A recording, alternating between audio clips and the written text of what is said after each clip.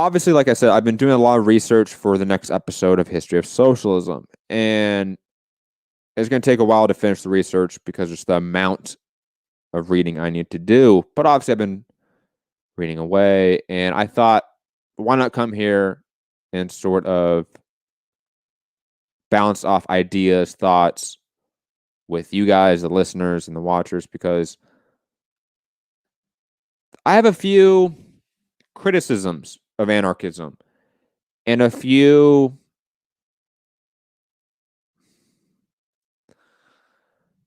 I have a rant coming. I can feel I have a rant coming about anarchism, and I don't want to rant about anarchists or anarchism because I love anarchism and anarchists. I want to point that out very clearly. I think anarchism, and Marxist and communist and socialist largely have the same goal, which is a stateless classless society.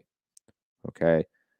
The means in which we all think about how to get there is different, right?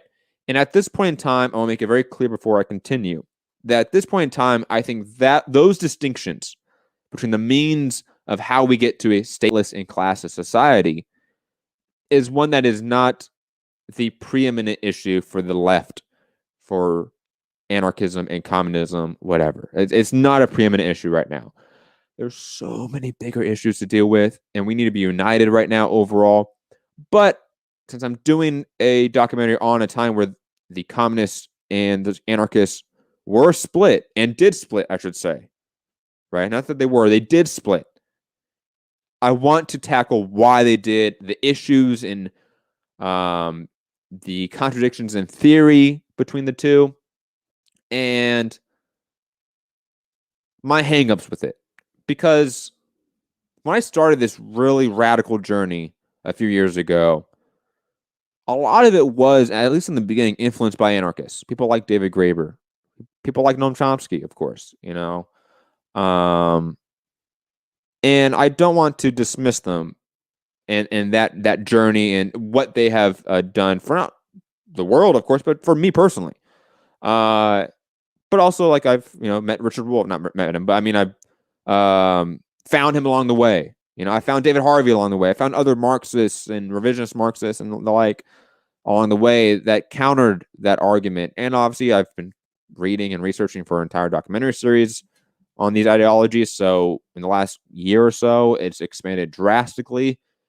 And I have issues with, again, the theory. So before I continue with my personal issues, I want to set the ground level, set the foundation, because I see some people in the chat already, I think, not properly understanding what anarchism is. So I want to play 3 clips, if that's okay with everyone. One from Richard Wolff, which is the real brief description of Marx and Bakunin and their differences, the differences between Marxism and socialism and anarchism. Also, I want to play a video from, what is it? I found it. I thought it was a good video. Then and Now is the name of the channel on YouTube. I don't know the channel that well, but I found the video. I thought it was a decent introduction, just what anarchism is and how it developed and all that. So we're going to play that. Actually, it's 4 videos. I lied. Then Noam Chomsky, brief video on what is anarchism.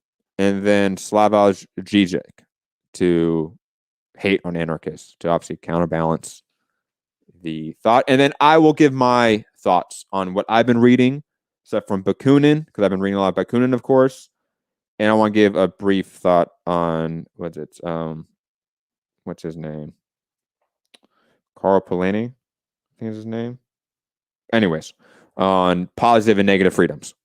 But anyways, let's play the clips. Here we go.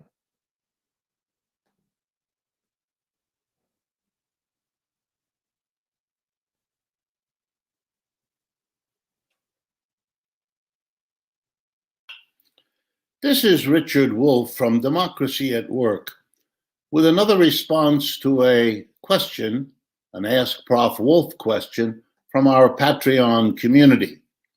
This question comes from John Ferrer, and it concerns the relationship between the anarchist theoretician and leader Mikhail Bakunin and Karl Marx.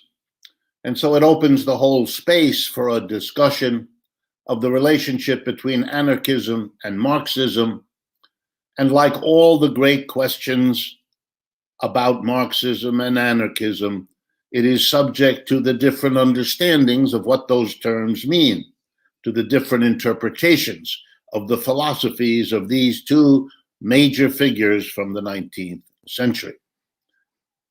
It also is complicated by the fact that Marx and Bakunin worked together to start the International back in the middle of the 19th century, knew each other, worked with each other, and had a kind of theoretical alliance coupled with strong disagreements.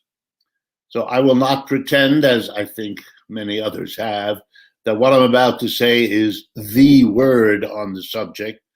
Everybody's interpretation is just that, an interpretation, and mine is no different in that it's an interpretation based on a way of reading what these two thinkers had to say. So here's the gist of it. What both men agreed on, and what anarchists and Marxists often agree on to this day, is the critique of capitalism and the sense that society could and should do better than capitalism. That is, both Marxism and anarchism have a deep, long-lasting commitment to socialism as the name of the next system, the system we can build on the basis of capitalism and yet break from capitalism to something that's better for most people. A further area of agreement between Marxists and anarchists, at least most of the time, has been that the state is part of what has to go, that the function of the state is to reproduce the dominant class structure. So in capitalism, the state is the servant of capitalism. Its activities, however it pretends to represent everybody, are mainly geared to reproducing the dominant position of capitalists within a capitalist system. In a way, slave states reproduced slavery, states in the feudal period reproduced feudalism, and states in the capitalist era reproduce capitalism. And that therefore the state is the enemy of both anarchists and Marxists because of its role as a major support for capitalism's reproduction. So then where do they disagree?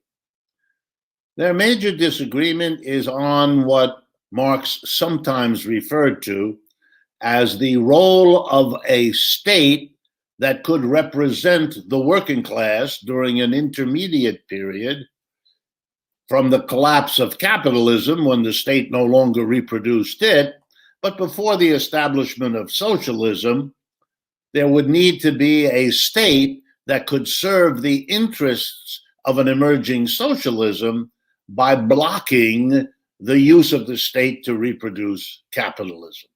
In other words, Marx's notion of the state as existing in a transitional period was not an endorsement of the state or a thought that the state should exist within socialism, but should be a tool, a way for the working class to have more power to make the transition from capitalism to socialism. This was anathema to Bakunin, who wanted a direct and pretty much immediate assault on the state to get rid of it, and that was not acceptable, Marx's idea of a temporary transitional role for a state or a state apparatus. And so that has remained part of the opposition that is often found alongside the alliance between anarchists and Marxists. Some of you may have heard the phrase, the withering away of the state. And you may know that that was an objective of the Soviet Bolsheviks who made the revolution there in 1917.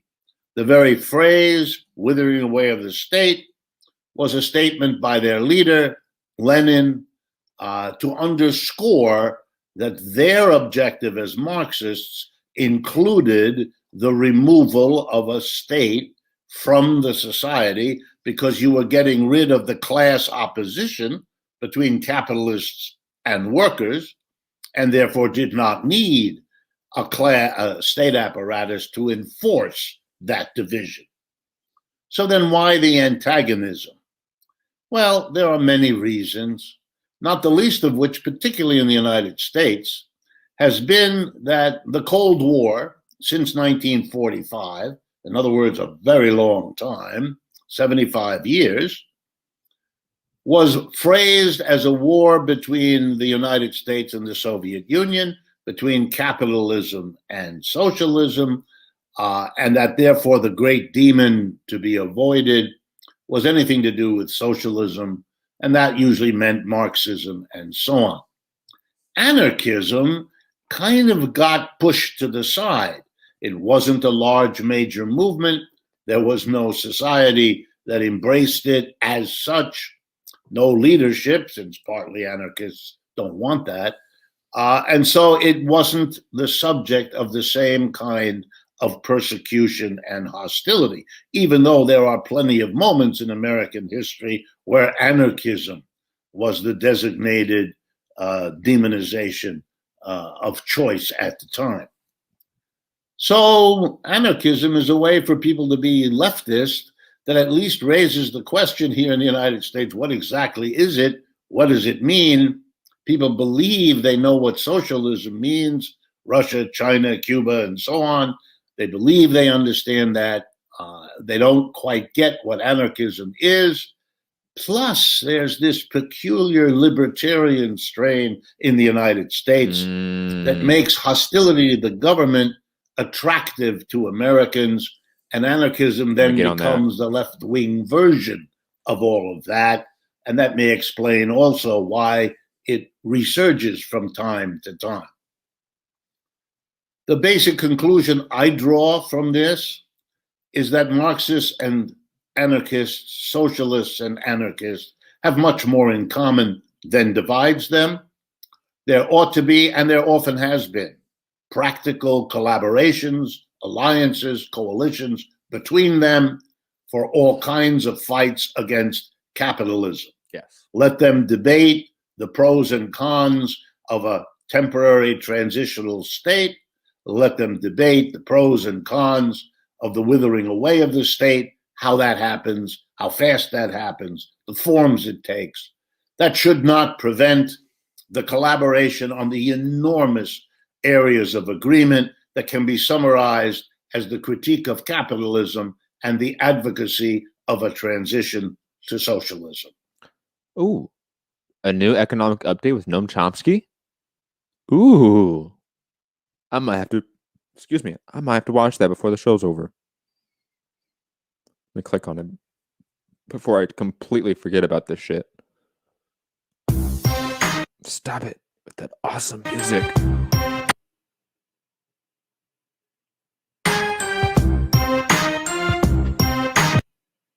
Okay. Yeah, this came out, what, today? Is today the 18th? Yeah.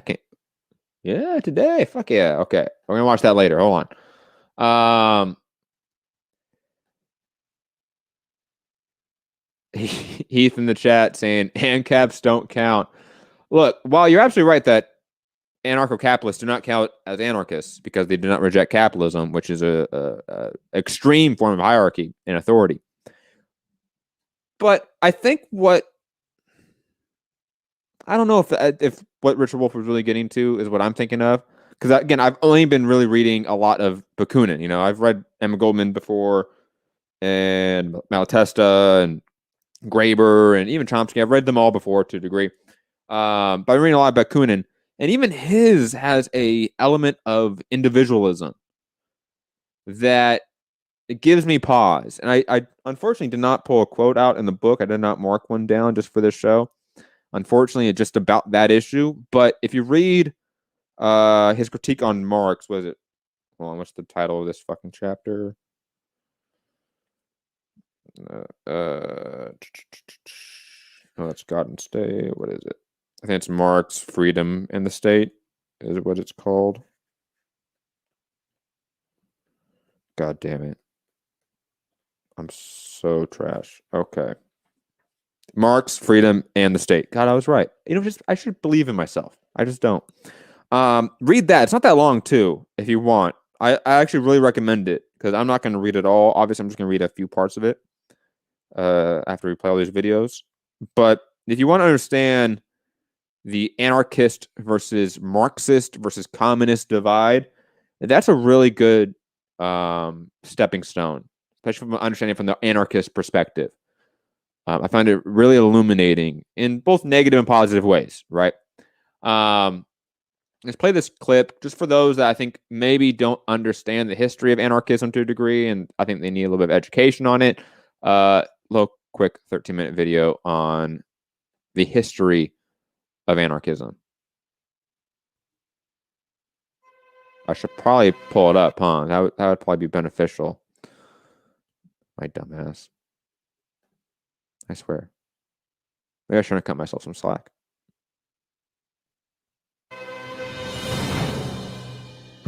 Anarchism is a difficult ideology to define. And anarchism of a sort was present in many movements and ideologies throughout history. From the Taoists in ancient China through to anarchism currently being practiced in Rojava in northern Syria, where communities are attempting to establish autonomous, bottom-up direct democracies, where anyone can vote on any issue. Philosophy professor Nathan Jun defines anarchism as a universal condemnation of and opposition to all forms of closed, coercive authority, political, economical, social, etc., coupled with B, universal affirmation and promotion of freedom and equality in all spheres of human existence. For much of history, the term anarchism was, and for many still is, a derogatory term, rather than the name of any movement or ideology. But towards the end of the 18th century, William Godwin began to define anarchism as an ideology for the first time. Motherfucker looks like Rob. What is now referred to as classical anarchism was popularized across the course of the 19th century, when most terrorism in the world was also perpetrated by anarchists. Heroes. King Umberto I of Italy, for example, was assassinated by an anarchist in 1900. At the height of the French Revolution in 1794, Godwin published an inquiry concerning political justice, which, while not using the term anarchism, is undoubtedly one of the first modern anarchist texts, and influenced the fathers of socialism and workers' movements like Robert Owen and poets like Percy Shelley. Influenced by John Locke's argument that the mind was a blank slate, Godwin argued that men were born equal and that differences were a product of their environment. Godwin was also a utilitarian. He believed that morality was a system of conduct which is determined by a consideration of the greatest general good. At the same time, he believed that man was perfectible, so that when these three principles were combined, the blank slate, the greatest good, and continual improvement, and as man became more educated and rational, they would become capable of governing themselves. Godwin argued that property accumulation was an evil that should be replaced by a kind of communism where each is entitled to their share of a common stock, and where communities that governed themselves face to face would replace nation states. A technological utopian, Godwin also believed that if everyone took a share of the workload and the innovations of the Industrial Revolution were justly put to use, work hours could be reduced to just half an hour a day. But Godwin was also a gradualist who believed that change would come through careful progression and reform. Next came Max Stirner. Godwin died in 1836, and Max Stirner wrote his magnum opus, The Ego and Its Own, in 1844, where Godwin... Quickly, for those that like have seen like the famous video, I want to say of like famous... Oh, God, my phone. Of Peaky Blinders, right? That famous gif, so to speak, of all the leftist groups, right? And you get the egoist. Max Stirner is kind of the founder of egoism. For those that want to figure that out and find out what that is, it doesn't make a lot of sense, but it's interesting, I guess. And look to cooperation and community as the essence of anarchism. Stirner argued for a radical individualism. Stirner was heavily influenced by Hegel's dialectics, the idea that progress occurs through the development of a thesis, antithesis, and synthesis that drives ideas and history. Instead of progressing towards the state as the embodiment of the community, though, as Hegel had argued, Stirner thought that the dialectic of history would progress towards a supreme individual freedom, where each man stood on his own moral footing. Stirner's system was supremely philosophically abstract, but his fundamental point was that we are all egoists. For Stirner, we do everything for our own benefit. Even when we are being charitable, for example, we do it because it makes us look good and will benefit us in some way in the end. So morality came from the individual ego. The state then was superfluous because we would be moral anyway to further our own individual interests. Laws and government then are an unjust restraint on the personal freedom of the ego. Stirner famously declared that I am everything to myself and I do everything on my account. For Stirner, there are no rights, there is no transcendent morality. All of these are what he called spooks, invented by the powerful to oppress. I and I alone decide what is right and what is wrong. Stirner believed that instead of the state, people should band together in unions of egoists. Workers, for example, should band together and strike for better pay. The state, he argued, only gets in the way. Because we are roughly equal as humans, unions will balance each other out, leading to a kind of egoistic equilibrium. Pierre-Joseph Proudhon published What is Property in 1840, and it would become one of the most influential anarchist texts of the 19th century. His answer to the question, what is property, was the statement, property is theft. Proudhon argued that property that was the result of labor was legitimate, but property in unused land, or property that's profit was a result of rent or interest, was illegitimate.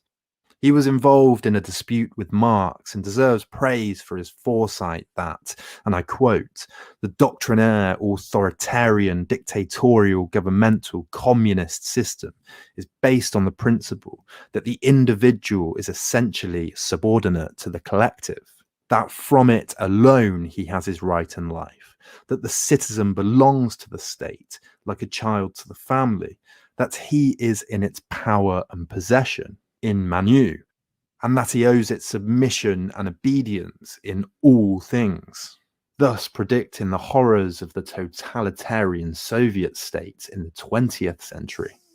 Proudhon wrote that to be governed is to be watched over, inspected, spied on, directed, legislated, regimented, closed in, indoctrinated, preached at, controlled, assessed, evaluated, censored, commanded. Proudhon believed instead in a bottom-up organized federation of communes where the higher levels would be subordinated to the lower levels. This would be the very opposite of a centralized system. Instead of laws, Proudhon proposed contracts between people and groups. This was called mutualism. Another anarchist involved in a dispute with Marx was Mikhail Bakunin, maybe the most famous anarchist. Bakunin believed that justice was synonymous with equality, so that the freedom of each is therefore realizable only in the equality of all. Like Proudhon, Bakunin believed in the commune, which, while federated into larger units, would always retain the right to secede. His ideas of collectivist anarchism argued for equal means of subsistence, support, education, and opportunity for every child, boy or girl until maturity, and equal resources and facilities in adulthood to create his own well-being by his own labor. While not a particularly philosophical thinker, Bakunin is best known as the leader of the anarchists of the First International, which lasted from 1864 to 1876, and for his bitter disputes with Marx over the question of the dictatorship of the proletariat. Bakunin argued that rather than state communism, workers' associations should themselves own the means of production. He argued that authority should be a matter of choice, making the state an illegitimate form of authority. He said, "In the matter of boots, I refer to the authority of the bootmaker. Concerning houses, canals, or railroads, I consult that of the architect or engineer. But I allow neither the bootmaker nor the architect to impose his authority upon me." Finally, closing off the end of the 19th century, is Peter Kropotkin. Kropotkin, the eccentric who went from Russian prince and aide to Tsar Alexander II to world-renowned anarchist, was a communist anarchist and a great geographer, whose most famous work, Mutual Aid, was published in 1902. Kropotkin spent much of his life challenging those who thought that Darwin's new theory of evolution as survival of the fittest justified racial and class hierarchy. He argued that rather than competition and the prevailing of the dominant gene, mutual aid and cooperation within species were the defining factors of evolution. He argued that the phenomena of mutual aid and altruism, a kind of natural morality, existed biologically within humans, and so the state was an unnecessary protector of order. Kropotkin has much in common with someone like Rousseau, who argued that humans are inherently good-natured, but live under the corrosive effects of modern society. While traveling the world and writing Mutual Aid, Kropotkin observed beetles helping each other carry and bury prey, too big for just one of them to eat, and ants who shared food and water if they passed another in need, eagles that call on each other for aid and who let the elders and the weak eat before the young and the strongest. He saw packs and prides and schools in cooperation everywhere he looked. And Kropotkin also pointed to organizations like the English Lifeboat Association as an example of a voluntary organization that provides aid without the coercion of the state. As well as mutual aid, Kropotkin wrote The Conquest of Bread, which outlined his views on what an anarcho-communist society would look like. The book influenced anarchists in Catalonia during the Spanish Civil War, and anarchists today still in Rojava. These five thinkers provided a rough genesis of anarchist thought that would divide into separate but sometimes overlapping schools. During the 19th century, anarchists would generally either be communists or non-communists. Non-communists, mutualists like Proudhon, usually argued for individual property rights, but equal access to land and the means of production, and the abolishment of rent, profit, and taxation. This was in contrast to anarcho-communists, who would usually argue that the community, rather than the individual, controlled all property, would abolish all market exchange, and would distribute all property by need. In the 1905 entry for anarchism in the Encyclopaedia Britannica, Kropotkin noted that there were 6 main schools of anarchist thought: mutualist, individualist, collectivist, communist, Christian, and literary. Collectivists, for example, argued that a federated system of collective communities would be in charge of the land and the means of production in its area. Kuropatkin neglected to include anarcho-syndicalists, which, through unionization, would put all decisions in the hands of the workers and would own the means of production and have an equal say in the decision-making process. Anarchism has a rich and varied history that is impossible to do justice to in a short video. What I have sketched is just the beginning. I think the video is really good in terms of like giving anyone that didn't know about like the history of anarchism and what the individual schools are a really good foundation. The only critiques I have were the critique. They're weird critiques. One is I forget how he phrased it, but that Bakunin is not a philosophical thinker or writer. And I mean, he's a political philosophist, so I mean, and theorist. So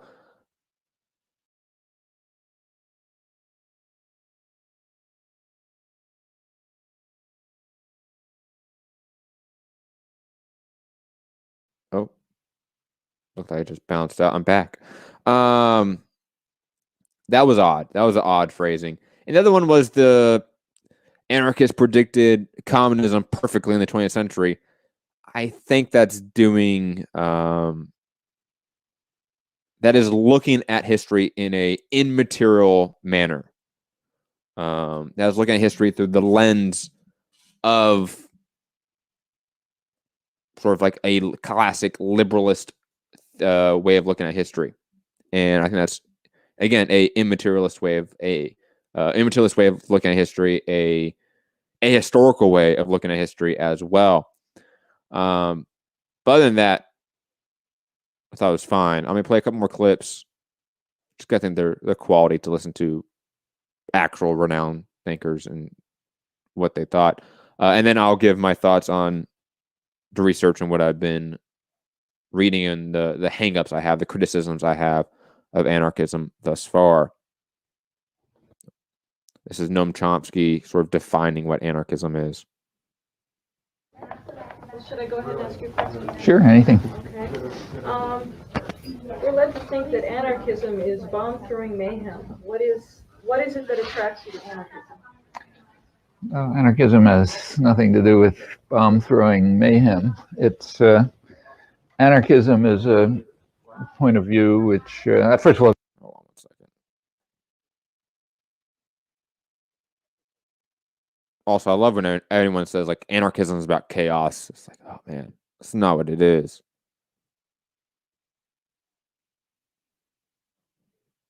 it covers a lot of things. You know, political rhetoric is not the clearest, it's not a model of clarity.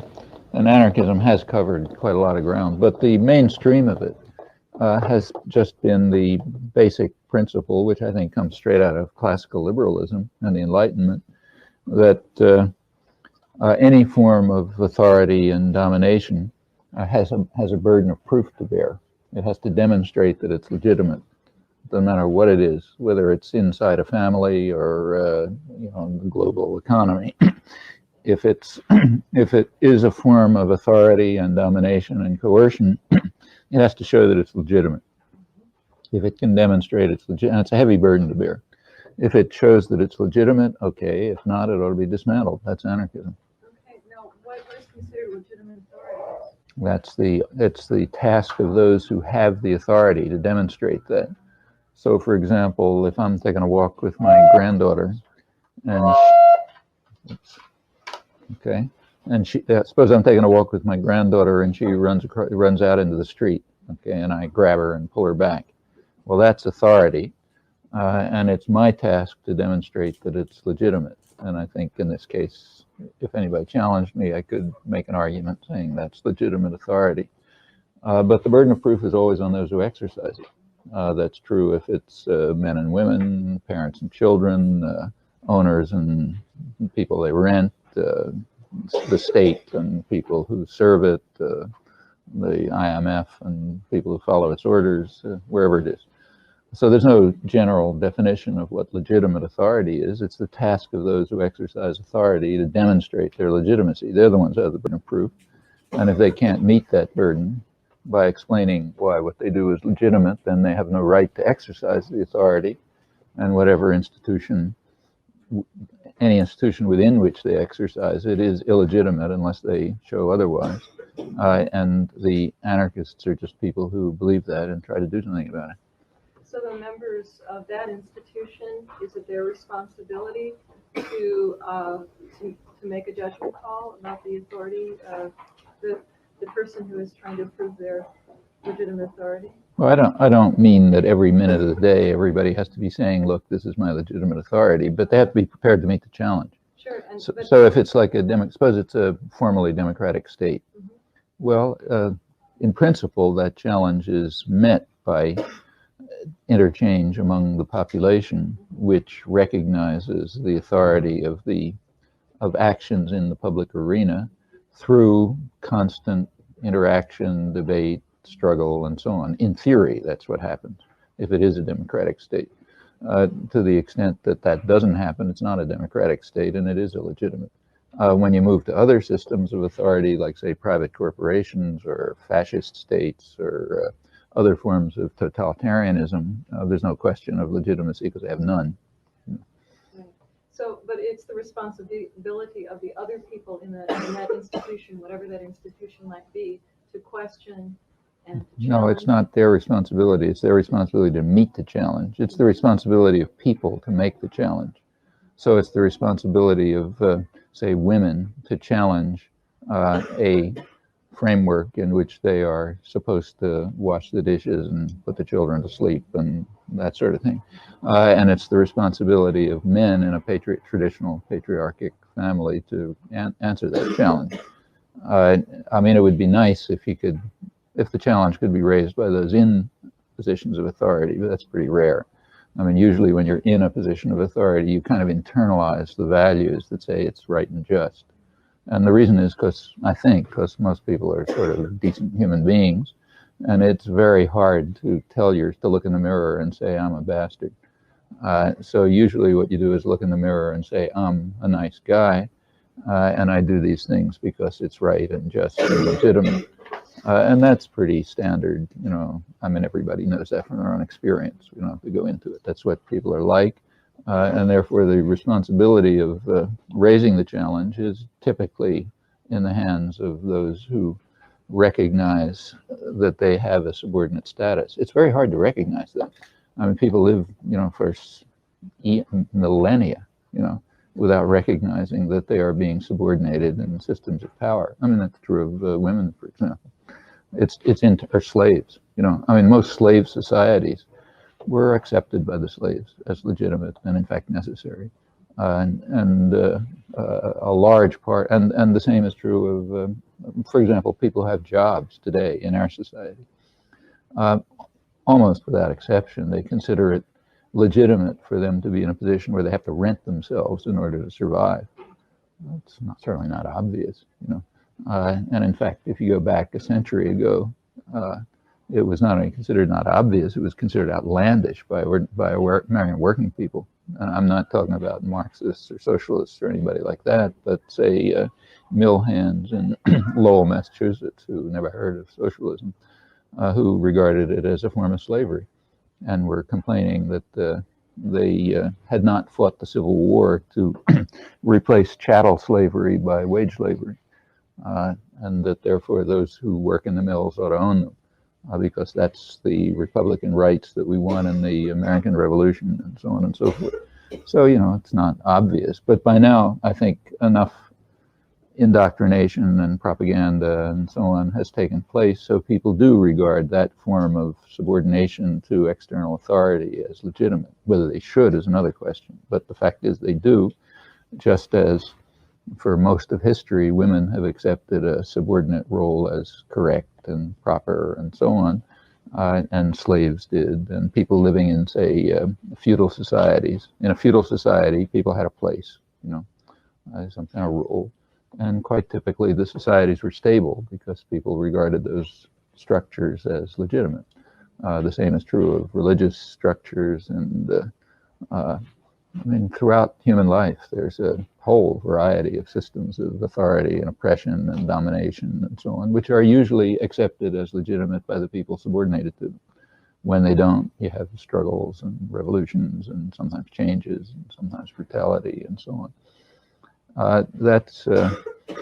As far as I understand it, anarchists are just people who take this seriously.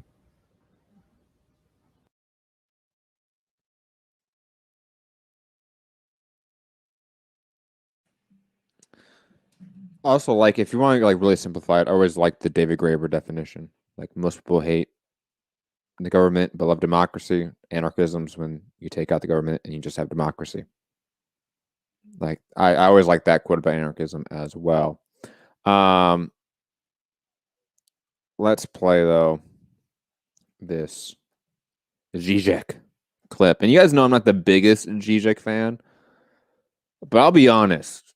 Okay, he comes hard at you guys, you anarchists out there. Heath, I see in the chat, and it's pretty funny. I gotta admit, you know, you guys need to have a 24-hour notice on the diss track back, because he came at you guys with some heat. It was, again, I'm not a big fan of Zizek, but God, I was really shocked at how well he talked about it here. It's so funny. Got caught into this argument once with anarchist groups, friends. They claim we hate states, we want small communities where in a self-transparent way we organize our lives, we run our lives. I told them on 2 counts I'm opposed to you, even on 3 counts. First, but are you aware that, I told them I love things when they really function like that. But are you aware that in order for this to function, you need a good, efficient state to organize the complex background? Like, okay, you organize distribution of electricity. Fuck you, where does electricity come from? It has to be rendered available. Education, healthcare, and so on and so on. So again, the second point, I even doubt, to provoke you a little bit, about this local democracy, this even my good friend Alain Badiou, I think, goes too much into this, that our ultimate goal should be not representative state, but living local democracy where people are immediately present, self-organizing, and so on and so on. Now, I will give you a very brutal argument, but it was made once by Trotsky in a very intelligent way. Namely, to be brutal, would you really like to live in such a shitty local democracy situation? Every afternoon, you have to go to some stupid meeting, how we organize the education of children, how we distribute water, how we do this, that. No, sorry. I want to live in a nicely alienated state. By nicely alienated, I mean it's invisible there, out of your control, but it delivers, it functions. Water is here. I don't want to debate every afternoon where water comes from and how. I want water to be here. I want healthcare to be here. I want energy to be here. Again, this is the big problem today. We don't need local democracy. Of course, when it functions, it's nice. But isn't it that all the big challenges that we have today are challenges which need even more than state power? We will have to organize ourselves even at a transnational level. Look, Jean-Pierre Dupuy, the catastrophic theorist, he told me that as a member of some fucking European committee, he was in Fukushima 2 days after the earthquake, tsunami, all that. And he told me that for 1 day, a little bit less, Japanese government was in a total panic because they thought that the pollution will be so strong that they will have to evacuate the entire Tokyo area, 30 million people.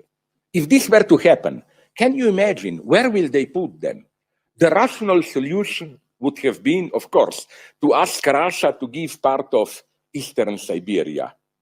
If I'm brutally rational, that would have been the only solution. But how can you do it? No mechanisms to do it or what? You see, we have to confront these problems. And I'm sick and tired of this local. No, We need larger global organisms. This is my big problem with anarcho-syndicalism. Okay. Show me one, I just cannot imagine one example of how it worked, taking over the state, replacing the state, whatsoever.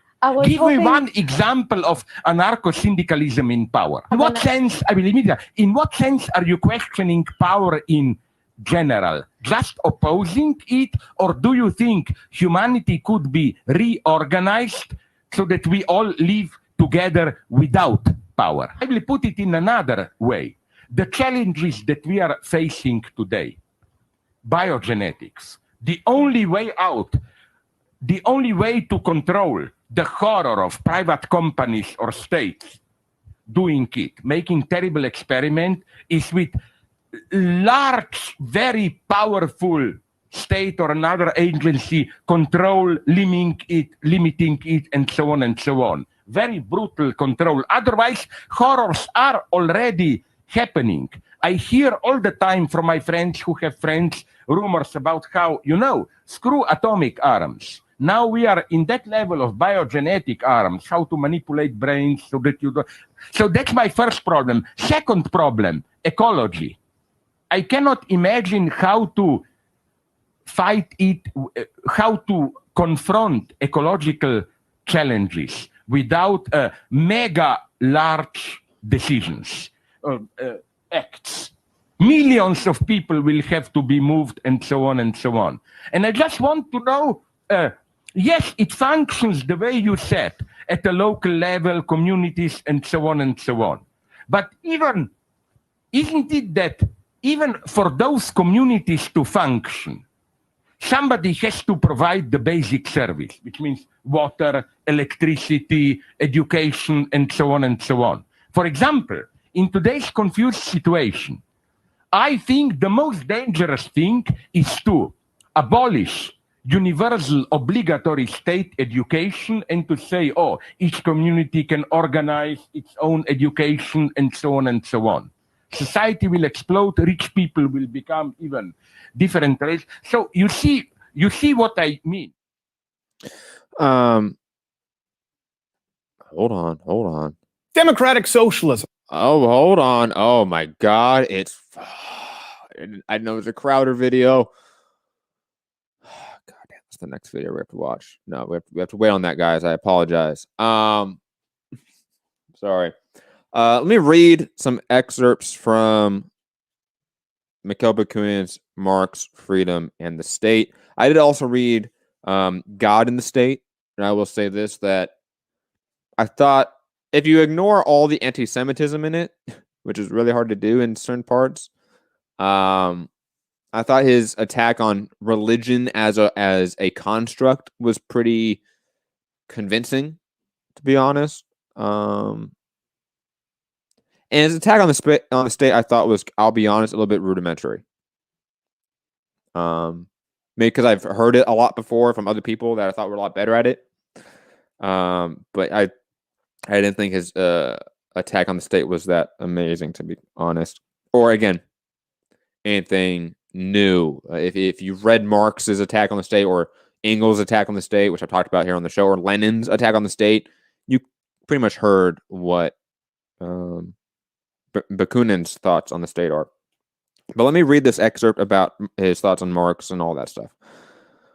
Quote, I think that liberty must establish itself in the world by the spontaneous organization of labor and of collective ownership by productive associations freely organized and federalized in districts, and by the equally spontaneous federation of districts, but not by the supreme action of the state. There is the point which principally divides the revolutionary socialist or collectivist from the authoritarian communists. We are upholders of the absolute initiative of the state. The goal is the same. Who are the upholders of the absolute initiative of the state? Their goal is the same. Each party desires equally the creation of a new social order founded only on the organization of collective labor, inevitably imposed on each and every one by the very force of things equal economic conditions for all, and the collective appropriation of the instruments of labor. Only the communists imagined that they would be able to get there by the development and organization of the political power of the working classes, and principally of the proletariat of the towns, by the help of the bourgeois radicalism.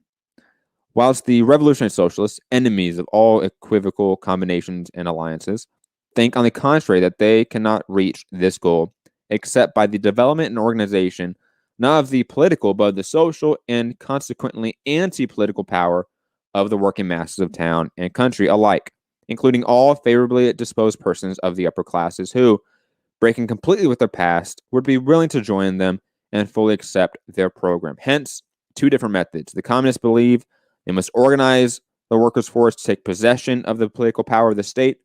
The revolutionary socialists organize with the view of the destruction, or if you prefer a politer word, the liquidation of the state.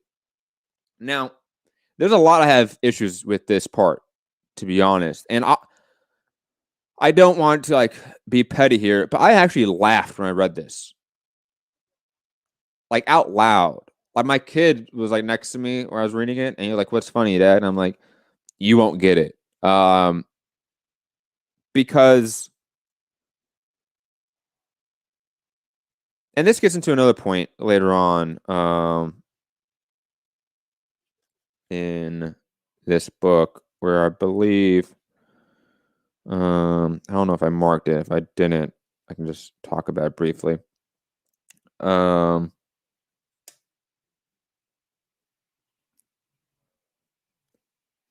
It's basically to the effect of the ideal, right? Bakunin talks about it in this book, about the ideal, that we're working for the ideal, that we are the I forget how he said, the utopians of today will be realized as rational men in the future. I think it's how he phrased it.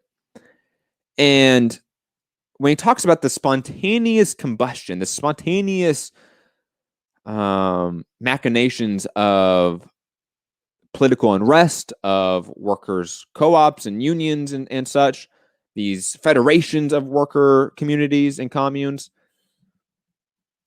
to me, it reads naive. It reads like someone, and it's funny because Bakunin's been intimately involved in revolutions. It reads like someone who hasn't been intimately involved in revolutions. And Bakunin, at this point when he wrote that, had been involved in several. I went to prison for it, lost all his teeth and shit. This guy had went through the ringer by being involved in revolutions around Europe. And he's now at the opinion that, no, we just have to hope that this spontaneously combusts this system, this capitalist state system that we have,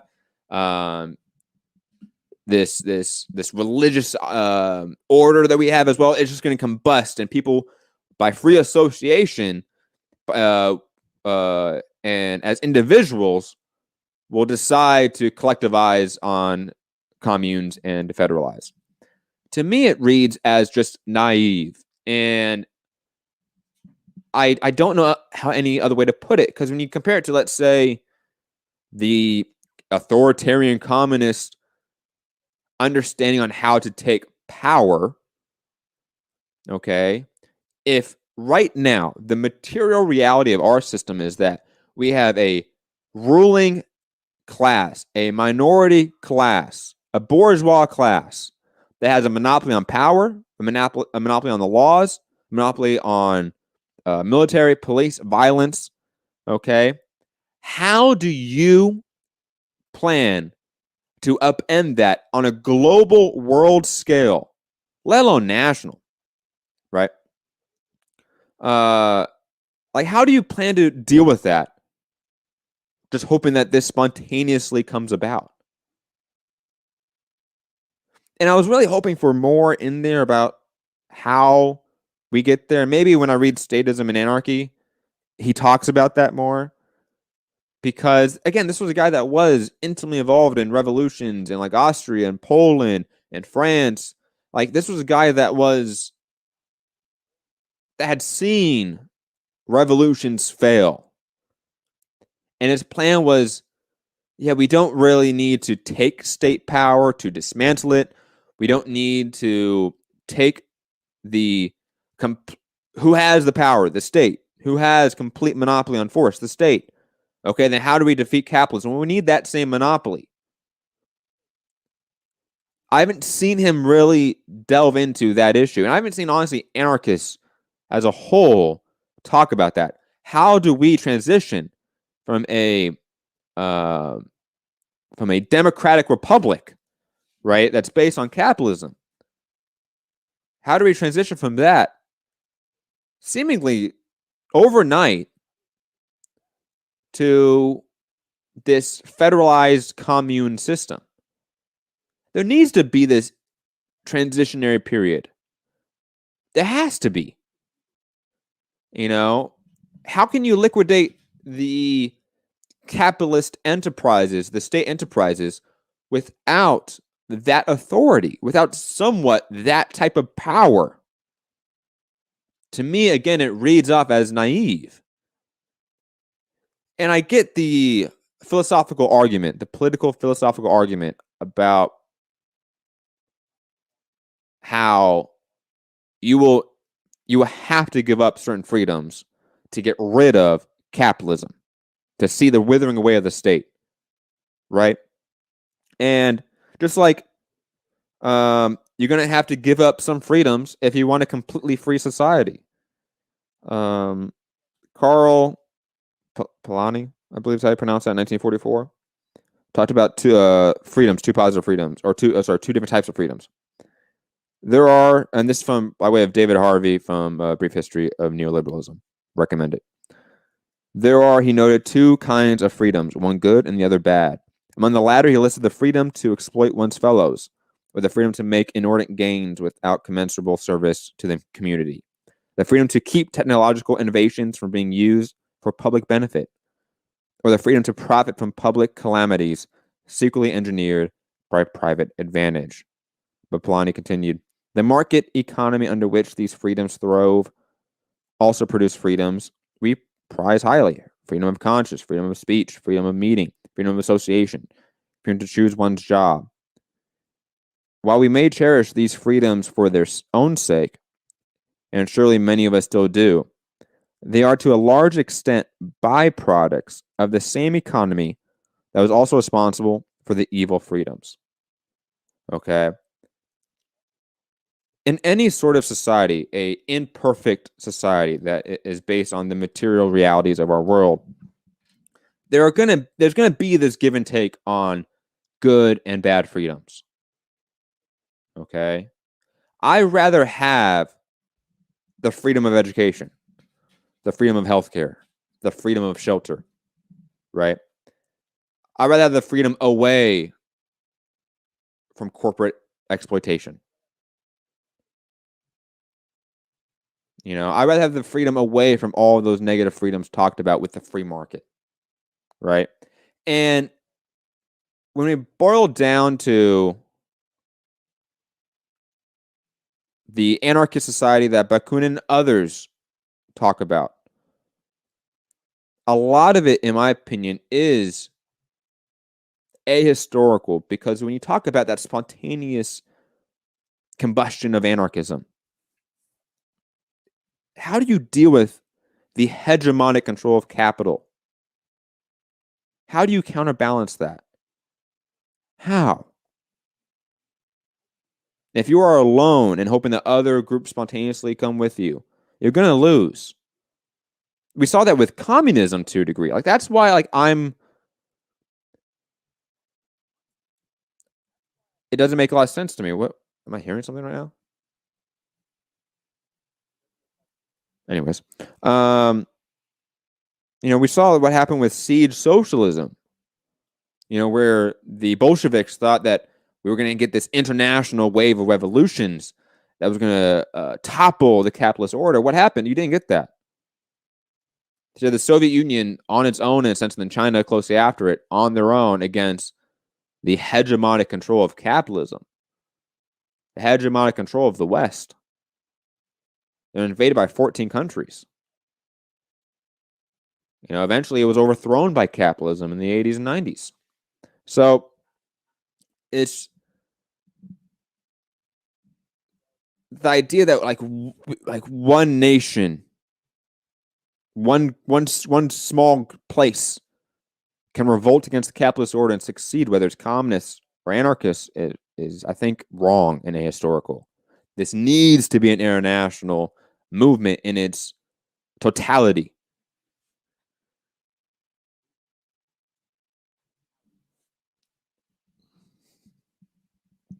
Oh, you guys talking in the chat? I didn't know if you were talking to me.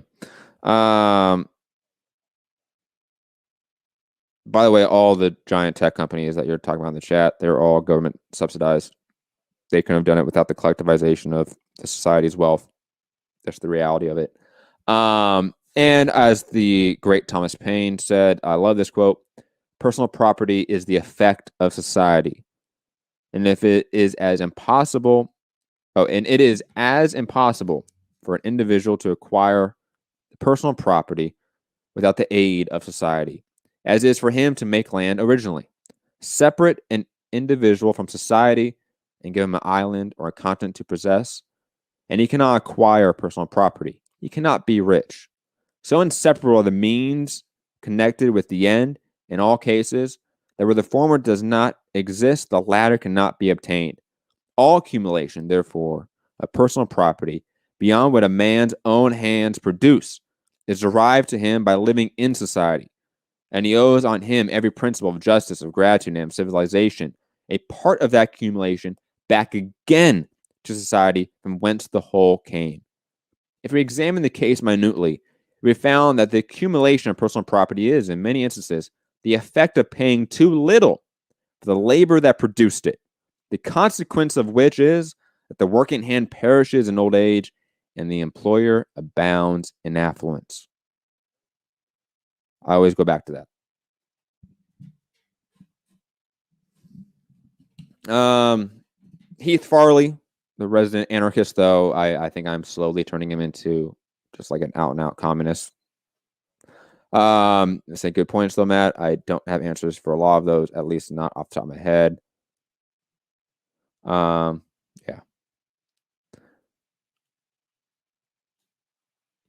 And guys, I don't even think we like need the argument of like, do we need better living conditions or like toys and gadgets? We can have both. Like this isn't out of the question, right? Like I don't like. It's not how it has to work. Anyways, moving on. And plus, like we have like so many studies out there that show that countries that have massive social safety nets actually are more productive than ours, or anyone that doesn't have massive social safety nets. You know, countries that have lower work hours and work days and stuff like that, they're actually more productive. You know why? Because they just made the system more efficient to a degree. And you saw that in effect in like USSR. You know, the USSR had 7-hour work days. They had mandatory leisure time. You shouldn't be working.